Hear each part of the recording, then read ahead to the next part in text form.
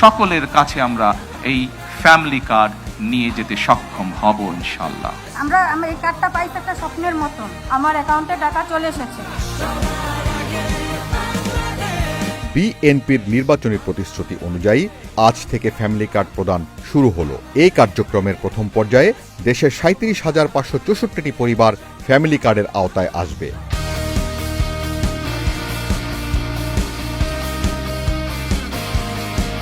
বাংলাদেশের ইতিহাসে এত দ্রুত প্রতিশ্রুতি বাস্তবায়ন এই প্রথম। সরকার গঠন করার 1 মাসেরও কম সময়ের মধ্যে আমরা আমাদের এই প্রতিশ্রুতি, জনগণের কাছে দেওয়া প্রতিশ্রুতির কাজ আমরা শুরু করেছি। আমরা জীবনে কল্পনা করি না এই কার্ডটা আমাদের হাতে পাবো। আমি এই কার্ডটা পাইছি একটা স্বপ্নের মতন। আমরা এই কার্ডটা পেয়ে অনেক খুশি। ল্যাপে টিপ দেওয়ার সাথে সাথে আমার অ্যাকাউন্টে টাকা চলে এসেছে।